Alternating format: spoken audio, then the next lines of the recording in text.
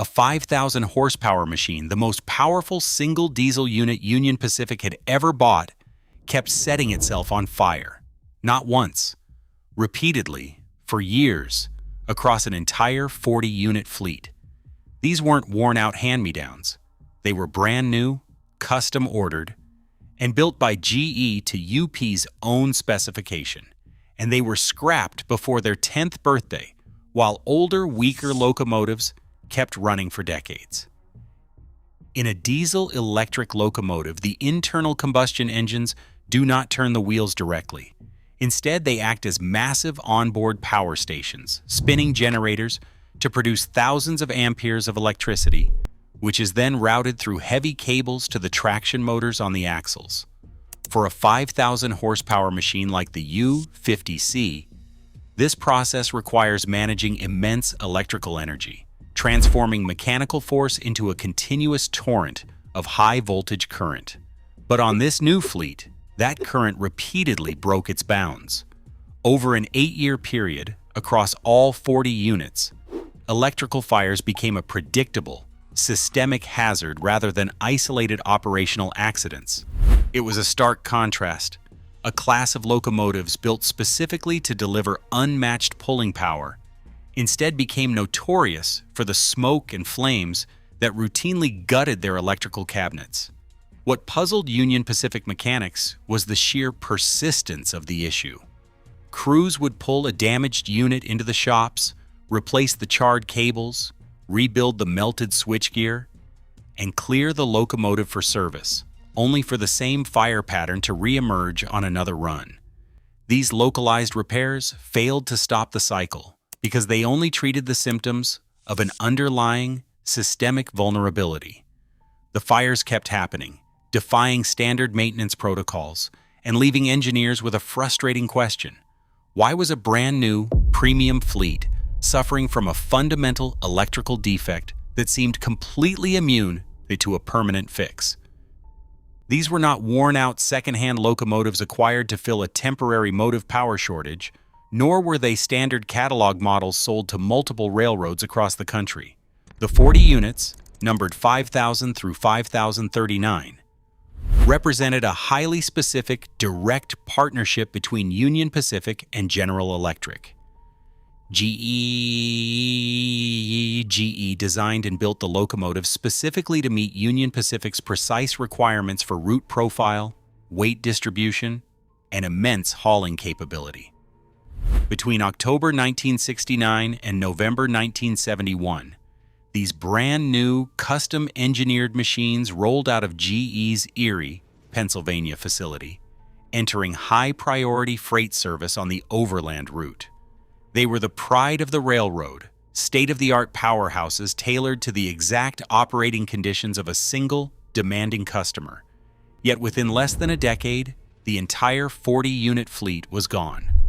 Instead of serving the 20 to 30-year lifespan typical of major capital investments, Union Pacific began retiring and scrapping the locomotives by late 1977.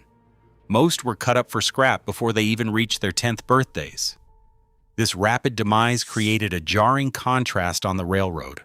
While these custom-built giants were systematically dismantled, older, less powerful locomotives continued to haul freight reliably day after day, ultimately working for decades after the last of their giant successors had been reduced to scrap steel.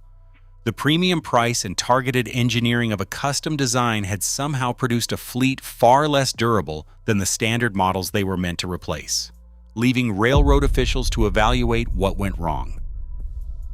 Union Pacific's transcontinental main line demanded immense, concentrated power. To move heavy freight over the steep grades of the Wasatch Range and through the high plains of Wyoming, the railroad constantly sought larger locomotives to handle its growing tonnage. This preference birthed a distinct corporate strategy that railroaders called the big unit philosophy. The operational logic behind this strategy was straightforward. In theory, replacing 3 conventional locomotives with a single, massive unit offered clear efficiencies. A single giant machine meant fewer draft gears and couplers, which reduced the physical play between units and lowered the risk of train separation. It meant fewer air hoses to leak, fewer scheduled inspections, and less overall machinery to service in the shops. Crucially, during an era of strict union work rules, consolidating power into fewer physical cabs allowed the railroad to run heavier trains with fewer crew members. This was not a sudden experiment, but a decades-long evolution. In the steam era, Union Pacific developed the 4884 Big Boy, an engine specifically built to pull heavy tonnage over the mountains without helper locomotives. When steam gave way to diesel, the railroad sought that same concentrated output through gas turbine electric locomotives, eventually operating a fleet of 8,500 horsepower turbines that dominated the overland route. When rising fuel costs forced the turbines into retirement, Union Pacific pushed manufacturers to develop double diesels, placing two complete diesel engines and generators on a single, long frame. This effort produced the DD-35, a cableless booster unit that proved the double diesel concept could handle mainline freight. Every step in this lineage reinforced the belief that giant, single-unit locomotives were the key to mastering the Western grades. When Union Pacific officials met with General Electric in the late 1960s to discuss a new 5,000 horsepower design, they were not taking a blind gamble. They were executing a strategy they had refined for over 30 years. To the mechanical officers, ordering a custom fleet of twin-engine locomotives was a natural progression. It was a highly rational, calculated response to the relentless demands of transcontinental railroading, designed to squeeze maximum work out of every mile of track. In 1969, Union Pacific's quest for massive single-unit power sparked a fierce commercial battle between the nation's dominant locomotive builders. Electromotive Division took the lead by introducing the DDA-40X. Known as the Centennial, this 8-axle machine packed 6,600 horsepower into a single frame, setting a high benchmark for speed and capacity on the overland route. General Electric, determined to protect its market share, needed a competitive answer. Union Pacific was one of the few customers willing to buy these highly specialized giant locomotives, making their patronage essential to GE's locomotive program. To match the threat, GE proposed the U50C, a 5,000 horsepower twin-engine machine designed to handle heavy freight over the steep mountain grades of Wyoming and Utah. But while EMD's Centennial distributed its weight over 8 axles, Union Pacific's specifications for GE's new locomotive were far more restrictive. The railroad demanded a CC wheel arrangement, meaning the U50C would ride on just 6 axles. This decision concentrated the physical footprint of the locomotive but created a severe engineering bottleneck. To protect the track structure from accelerated wear, Union Pacific imposed a strict gross weight limit of 417,000 pounds. GE engineers now faced a daunting physical challenge. They had to package 2 complete 12-cylinder diesel engines, a massive generator, cooling systems, and heavy structural steel into a platform that was nearly 70 tons lighter than their previous 8-axle U50 model. The success of the entire design depended on finding a way to slash weight without sacrificing structural strength or electrical capacity. To fit 2 independent 2,500 horsepower prime movers inside a single locomotive, General Electric designed a 79-foot car body. This towering steel hood housed 2 12-cylinder GE7 FDL-12 diesel engines. Unlike a pair of standard locomotives coupled together, the U50C functioned as a single, cohesive machine. The 2 engines sat end-to-end on a heavy main frame, sharing a central cooling system and a unified control apparatus, driving twin generators that produced thousands of kilowatts of electrical energy. To support this weight and transfer that energy to the rails, GE modified the running gear. The earlier U50 model utilized a complex BBBB wheel arrangement, which distributed weight across 4 separate 2-axle trucks connected by spanning bolsters. For the U50C, GE simplified the chassis by adopting a CC configuration. This layout utilized just two large three-axle trucks, which were salvaged from retired 8,500 horsepower gas turbine locomotives. By eliminating the heavy secondary bolster assemblies and reducing the truck count from 4 to 2, GE simplified the physical frame and running gear. Beneath the frame, these three-axle trucks housed the traction motors. These heavy electrical motors were geared directly to each of the 6 axles, acting as the link that translated the electrical output of the generators into physical wheel rotation. In this configuration, the traction motors were permanently wired in parallel, ensuring a continuous flow of high amperage current directly to all 6 driving axles during acceleration. Spatially, the U50C was an exercise in extreme mechanical packaging. The 2 massive prime movers occupied the center of the car body, flanked by cooling radiators and electrical cabinets, all resting directly above 2 massive 3-axle truck assemblies. While the shift from 8 axles to 6 removed hundreds of parts and lightened the design, it also forced GE to pack the same 5,000 horsepower capability into a tighter physical envelope. Concentrating this immense mechanical and electrical plant onto just 6 wheel sets solved the chassis complexity, but it introduced an unforgiving engineering puzzle: how to distribute this concentrated mass without overloading the physical limits of the track. The decision to use a 6-axle layout meant carrying the mass of 2 complete diesel engines on fewer points of contact than previous double diesel designs. Union Pacific set the absolute limit for the new locomotive's weight at 417,000 pounds to protect its tracks from excessive wear and prevent bridge fatigue. Simple division yields a nominal axle load of 69,500 pounds per axle, though secondary engineering logs list fully loaded weights that push this figure past 73,000 pounds. This discrepancy shows how tightly the design pressed against the physical limits of the overland route. While rail bridges are built to support immense weight, the U50C concentrated this massive force over a short, 14-foot, 6-inch truck wheelbase, instead of spreading the weight across more wheels. This tight spacing meant the locomotive exerted extreme, localized stress on the steel rails beneath it. Because the weight ceiling was absolute, General Electric's design team was trapped. In conventional locomotive manufacturing, engineers solve structural vibration or frame flexing by adding heavy steel reinforcement. But for the U50C, adding mass was impossible. If GE reinforced the chassis, they would exceed the railroad's limit and face immediate rejection. Instead, designers had to systematically strip weight from every major system. They carved mass from the structural car body, the auxiliary equipment, and the heavy power circuits. This forced a constant search for lighter alternatives.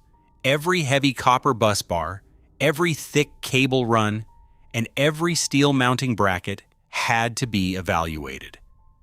To keep the project alive, GE's engineering team had to find a major component that could be made lighter without sacrificing the 5,000 horsepower target.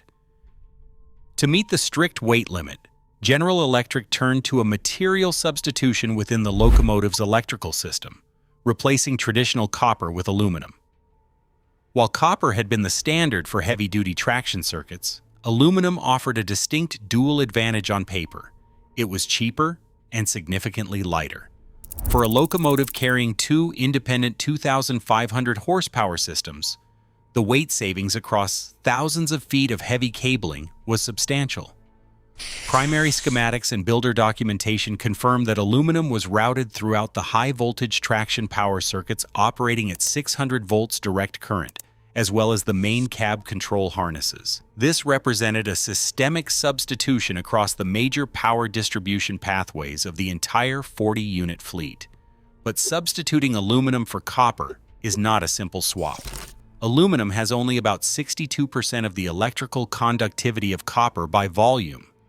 To carry the same massive current generated by the dual prime movers, the aluminum conductors had to be physically thicker than their copper counterparts.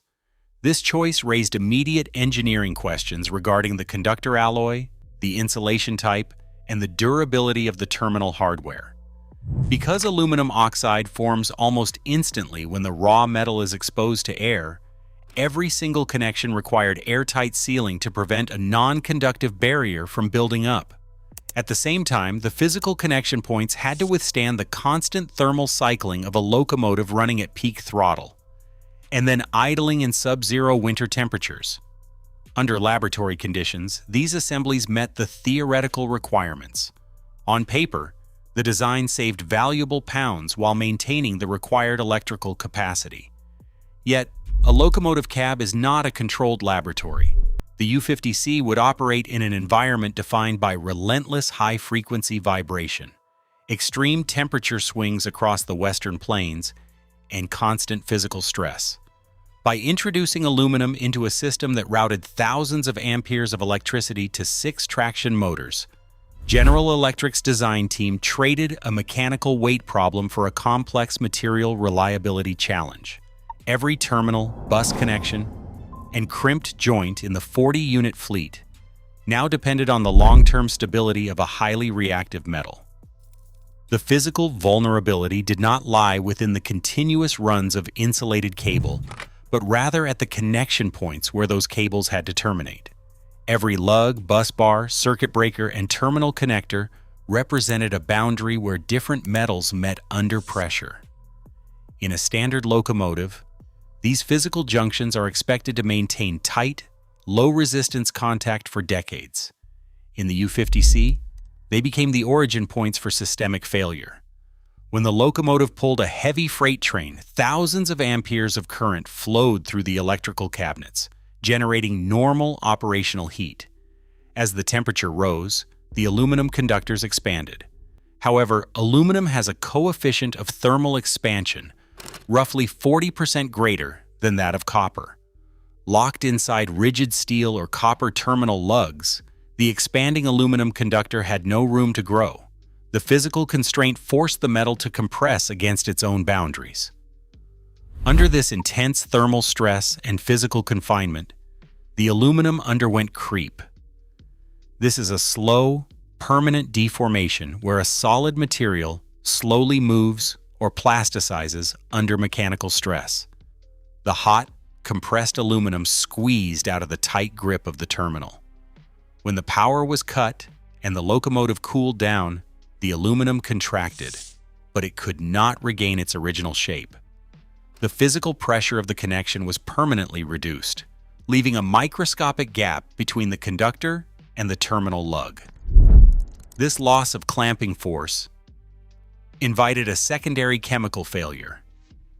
Exposed to air within the loose joint, the raw aluminum reacted with oxygen to form a thin film of aluminum oxide. While copper oxide is relatively conductive, aluminum oxide is a highly effective electrical insulator. This non-conductive barrier restricted the flow of current, forcing the electricity to pass through a progressively smaller surface area of clean metal. Outside the laboratory, this fragile system faced the harsh reality of mainline railroading.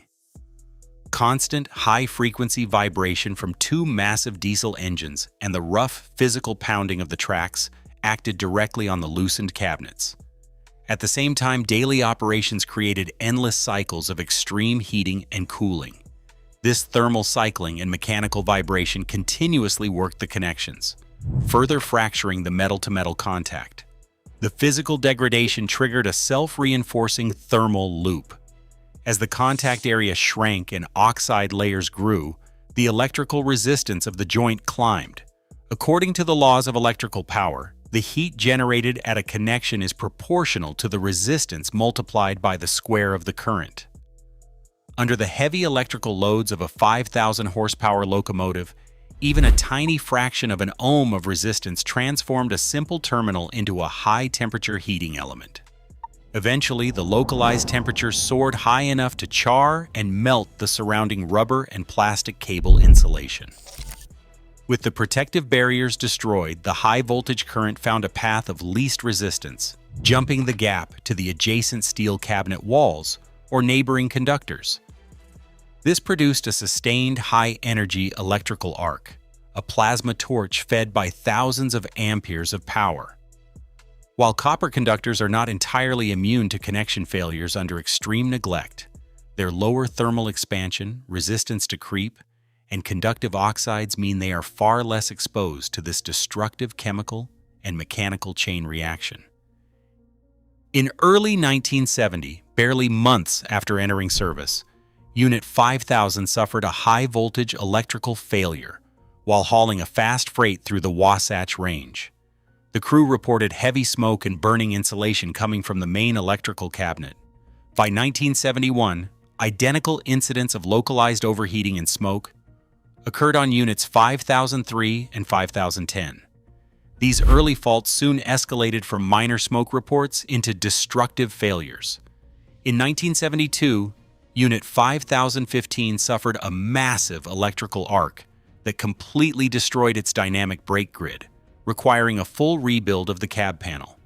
Then, in June 1974, a severe fire tore through the auxiliary power cabinet of Unit 5022, fueled by overheated aluminum junctions.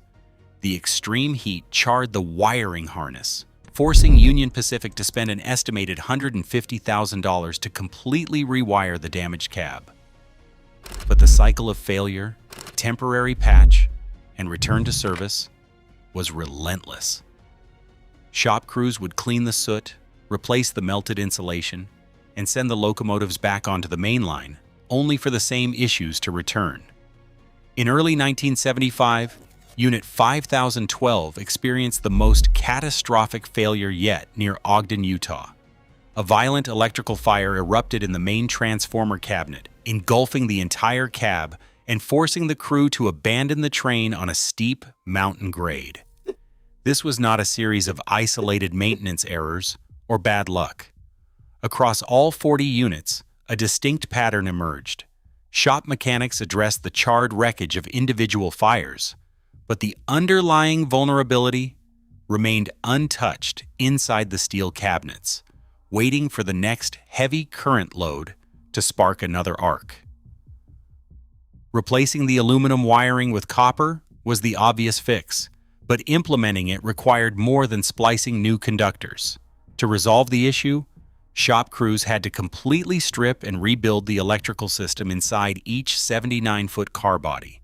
This meant tearing out thousands of feet of cabling, replacing incompatible terminations, installing new support brackets, and rerouting entire wiring harnesses. After this extensive dismantling, the rebuilt locomotives required rigorous, time-consuming system testing before they could be cleared to return to service. The scale of a fleet-wide retrofit presented a massive operational bottleneck. It meant taking these high-priority locomotives out of service for weeks, piling up labor costs and shop downtime that far exceeded the price of localized repairs. But the ultimate barrier was physical. Copper is nearly 3 times denser than aluminum. Swapping the entire high-voltage harness to copper added substantial dead weight to a locomotive already designed on a razor-thin margin to meet Union Pacific's strict 417,000-pound ceiling. This added weight directly threatened the U50C's axle load limits, risking further damage to the tracks and the fragile turbine trucks. Union Pacific's maintenance decision-makers faced an impossible structural dilemma: run an unretrofitted fleet that was prone to catching fire, or install copper and overload the running gear. The problem was deeply embedded in the locomotive's weight-saving compromise, forcing the railroad to consider whether standard, off-the-shelf power was a better alternative to a costly compromised fleet conversion. When evaluating the U50C, it is necessary to separate its ultimate economic failure from its raw mechanical performance. On a purely functional level, the locomotives did exactly what General Electric and Union Pacific designed them to do. They delivered a continuous 5,000 horsepower to the rails, successfully hauling heavy, high-priority manifest tonnage across the steep mountain grades of Utah and the windy plains of Wyoming. The twin-engine configuration was a workable concept, placing two 12-cylinder prime movers on a single 79-foot frame provided a practical form of mechanical redundancy. If one diesel engine suffered a component failure on the line, the locomotive could still limp back to the shops on the remaining power plant. When the electrical systems remained intact, the U50C met its high tractive effort targets and kept demanding transcontinental freight schedules. The rapid retirement of the fleet was caused by a failure of material execution rather than a flawed double diesel philosophy. The locomotive possessed immense pulling capability. However, a single compromised choice, substituting aluminum for copper to squeeze under a strict axle load limit, doomed a machine that otherwise met every performance objective Union Pacific demanded. When a single 5,000 horsepower locomotive suffered a mechanical failure, it stranded the entire train. This single-point vulnerability exposed the operational risk of the big unit philosophy, contrasting sharply with the flexibility of multiple standard horsepower units. Running 3 smaller standard locomotives distributed the motive power risk. If one unit failed, the other 2 could still haul the load over the summit, avoiding costly mainline blockages. Standard units were cheaper to purchase, simpler to service, and highly flexible. Dispatchers could mix different horsepowers, isolate individual electrical failures, and quickly swap a broken engine at any terminal without disrupting schedules. Because these standard models relied on common spare parts and familiar maintenance practices, they kept fleets running at a fraction of the cost.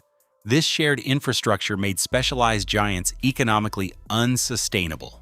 Within a decade, Union Pacific's gas turbines, the original U50s, the U50Cs, and even EMD's Centennials faced rapid retirement. Changing traffic patterns, fuel economics, and the sheer practicality of standardized fleets made the giant single-frame locomotive an economic dead end, quite apart from any technical flaws.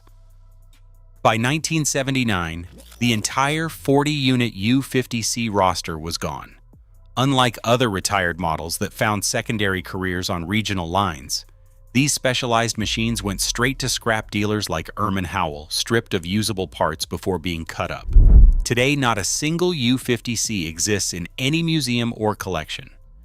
Meanwhile, the standard locomotives of that same era took a completely different path. The GP38 and the SD40-2 lacked the extreme horsepower of the giant single-frame units, but they relied on copper wiring and standard, easily serviced components.